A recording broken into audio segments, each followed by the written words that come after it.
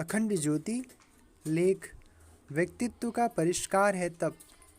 गायत्री मंत्र से स्वाध्याय प्रारंभ। ओम भूर्भुवः स्वः तत्सवितुर्वरेण्यं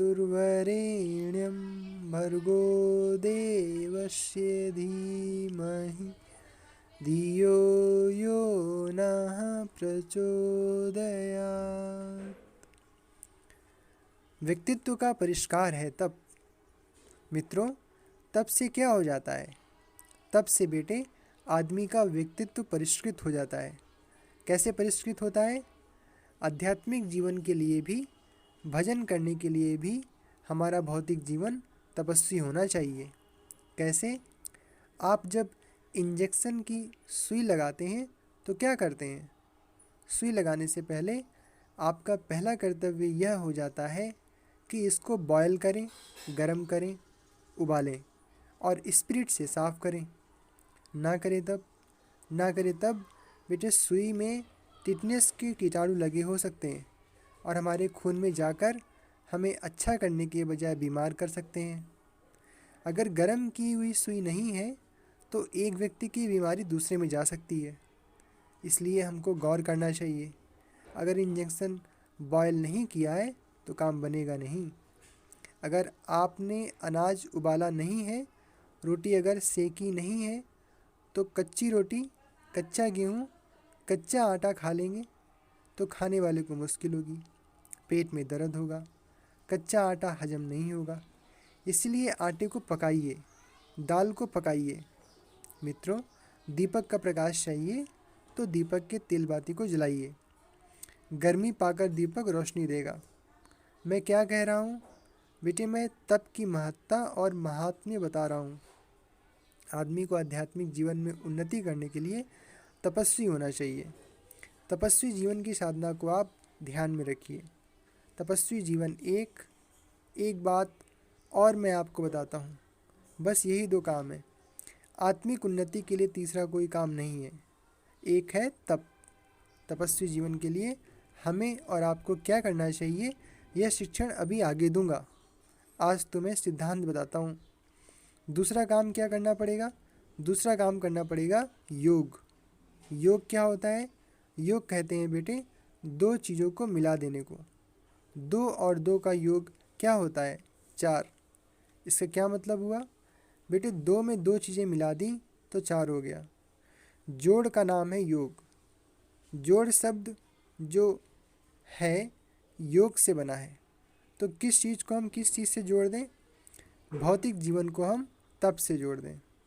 अपने पंच तत्वों को हम तप से जोड़ें ताकि वे परिष्कृत हो जाएं, श्रेष्ठ हो जाएं, शक्तिशाली हो जाएं, श्रेष्ठतम हो जाएं, ठीक हो जाएं। और हम अपने अंदर जीवन को अर्थात अपनी चेतना को किसके साथ जोड़ें? भगवान के साथ जोड़ें। अपनी जीवात्मा को जब हम भगवान के साथ में, परमात्मा के साथ में जोड़ देते हैं तब क्या हो जाता है? उदाहरण के लिए मैं आपको समझाता हूँ। आपने पारस पत्थर का नाम सुना होगा। लोहे को पारस पत्थर के साथ छुआ देते हैं तो क्या हो जाता है? उसका नाम सोना हो जाता है। इस तरह के बहुत उदाहरण हैं। भगवान से जुड़ने का नाम योग। मित्रों, किसी बड़े आदमी के संपर्क में आने के बाद में छोटे छोटे आदमी बड़े हो जाते हैं। अक्सर मैं लाल बहादुर शास्त्री का किस्सा सुनाया करता हूँ। मुझे बहुत प्यारा लगता है। लाल बहादुर शास्त्री को उनके नाना 2.5 रुपया महीना पढ़ने के लिए दिया करते थे। वे प्राइमरी स्कूल के मास्टर थे और उस ज़माने में 15 रुपया महीना वेतन मिलता था। 3-4 बच्चे उनके भी थे। एक लड़की थी, वह विधवा हो गई और अपने बच्चे को लेकर अपने पिता के यहाँ रहने लगी। लड़का जब बड़ा हुआ उसने प्राइमरी स्कूल पास कर लिया तो उस बच्चे ने कहा, नाना जी हमारा मन आगे भी पढ़ने का है। उन्होंने कहा, बेटे हम क्या कर सकते हैं? तुम्हारे हिस्से में 2.5 रुपया आता है, उससे तुम खाना पीना पढ़ना जो चाहो कर सकते हो। 2.5 रुपया महीना लाल बहादुर शास्त्री ने स्वीकार कर लिया और बनारस चले गए, पढ़ने लगे। उसी में से 1 रुपये का आटा खरीद लेते, जंगल से लकड़ी बीन कर लाते, आटे में नमक मिलाकर रोटी बनाकर ले आते। जंगल में रोटी बनाते, सुबह की खुराक खा लेते, शाम के लिए रुमाल में बांध कर ले आते, शाम को सवेरे वाली रोटी काम दे जाती। ऐसी गरीबी में पैदा हुए लाल बहादुर शास्त्री का जवाहरलाल नेहरू से मिलना जुलना हो गया। पंडित जवाहरलाल नेहरू के साथ में वे कांग्रेस वॉलेंटियर कोर में भर्ती हो गए। मित्रों, जवाहरलाल नेहरू ने बहुत से वॉलेंटियरों को देखा। सबसे अच्छा वॉलेंटियर चरित्र की दृष्टि से, व्यवस्था बुद्धि की दृष्टि से, अनुशासन की दृष्टि से हर कसौटी पर उन्हें कसा गया। पंडित नेहरू को वह लड़का पसंद आ गया। उन्होंने कहा, लड़के, तुम वॉलेंटियर कोर में हमारे साथ रहा करो। शास्त्री जी ने कहा, हाँ, साथ रहेंगे, आप जो हुक्म देंगे वही करेंगे, आप हमारे कप्तान हैं। शास्त्री जी साथ रहने लगे और पंडित नेहरू जितना ज़्यादा पढ़ते चले गए, लाल बहादुर को उतनी ही ज़्यादा इज्जत देते गए। लाल बहादुर शास्त्री को उन्होंने ही एमएलए बनाया, फिर यूपी का मिनिस्टर बनाया और फिर सेंट्रल गवर्नमेंट का मिनिस्टर बनाया। और जब पंडित नेहरू मरने को हुए तो लोगों ने पूछा, आपके बाद में आपकी गद्दी किसको सुपुर्द की जाए? तो उन्होंने एक ही आदमी की तरफ इशारा किया। हमारी दृष्टि में, हमारे संपर्क में जितने आदमी आए हैं उनमें से लाल बहादुर शास्त्री बेहतरीन आदमी हैं। पंडित नेहरू के बाद में उन्हें बादशाह बना दिया गया। मित्रों, मैं यह योग से जुड़ने की बात कह रहा था। लाल बहादुर शास्त्री पंडित नेहरू से जुड़ गए। आप तो भगवान के साथ रस्सी में बंधकर जोड़ने की कोशिश करते हैं। पूजा की कोठरी में भगवान जी को रख लेते हैं और कहते हैं कि आइए, हम और आप पास पास बैठेंगे। गले में गायत्री माता का लॉकेट पहन लिया, यह बांध ली गायत्री माता। कहाँ बांध ली? अरे गले में। गले में क्यों बांधते हैं? हाथ पाँव में बांध लें। अरे महाराज जी, गायत्री माता भाग जाएंगी, इसलिए मैंने गले में बांध ली है। आप तो उनके शरीर को बांधना चाहते हैं, उन्होंने अपने मन को बांध लिया था, जोड़ लिया था। जोड़ देने से क्या होता है? जोड़ देने से बेटे नाला गंगा जी हो जाता है। गंदगी से भरा गंदा नाला जुड़ जाने से बाद में गंगा जल हो जाता है।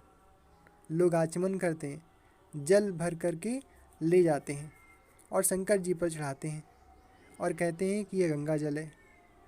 आदमी जब श्रेष्ठता के साथ जुड़ जाता है, नाला गंगा से जुड़ जाता है, तो क्या हो जाता है? श्रेष्ठ हो जाता है। मनुष्य जब भगवान से जुड़ जाता है तो क्या हो जाता है? वो भगवान हो जाता है। आदमी अगर सही मायने में भगवान से जुड़ा है तो भगवान से कम कैसे हो सकता है? चलिए, उससे घटिया बात भी अगर मान लें तो लोहा पारस से छूकर पारस न भी हुआ तो सोना तो जरूर हो जाता है। मित्रों, आदमी के भगवान से जुड़ जाने के बाद में दोनों के बीच का आदान प्रदान चालू हो जाता है, दोनों के बीच करंट चालू हो जाता है। अगर इस माइक में करंट हो और हम इसे पकड़ लें तो करंट हमारे भीतर आ जाएगा कि नहीं आ जाएगा? ज़रूर आ जाएगा। और आपके सारे के सारे लोग हमको पकड़ लें तो क्या हो जाएगा बताइए? आप सब में करंट फैल जाएगा कि नहीं फैल जाएगा? फिर हम सब मरेंगे। क्यों? क्योंकि करंट एक से दूसरे में चला जाएगा। क्या है भगवान? भगवान को आप पकड़ लें तब भगवान क्या है? भगवान एक करंट है। तो क्या होगा? तो वह करंट आपको भी पकड़ लेगा। फिर क्या होगा? भगवान की जो गर्मी है वह आपके भीतर आ जाएगी। अगर भगवान की विशेषता ना आए तब बेटे शर्त है कि आप पकड़ क्या रहे हैं।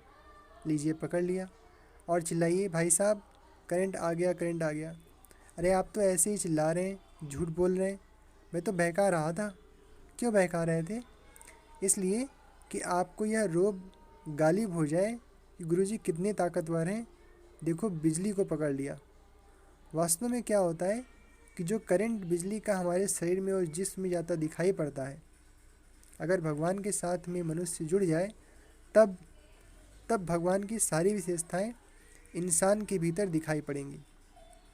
इंसान के भीतर भगवान के गुण, भगवान के कर्म, भगवान के स्वभाव, भगवान की इच्छाएं दिखाई पड़ेंगी। मित्रों, आदमी के भीतर यह सब दिखाई ना पड़े तब मैं यह कहता हूँ कि योग हुआ नहीं।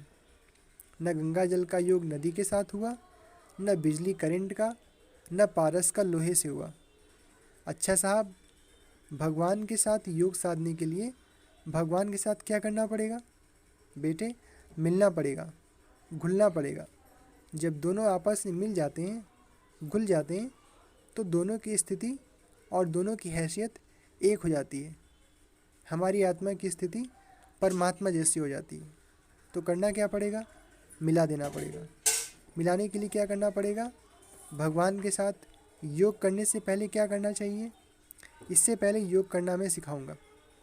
किसके साथ योग किया जाता है यह बताने से पहले मुझे यह समझना होगा कि भगवान आखिर है क्या चीज़। चलिए अब मैं यही बात शुरू करता हूँ, अन्यथा आप भटकते रहेंगे और वहम में मारे मारे फिरेंगे। मित्रों, भगवान क्या चीज़ है? भगवान को मैं दो हिस्सों में बांट देता हूँ। एक है ब्रह्म।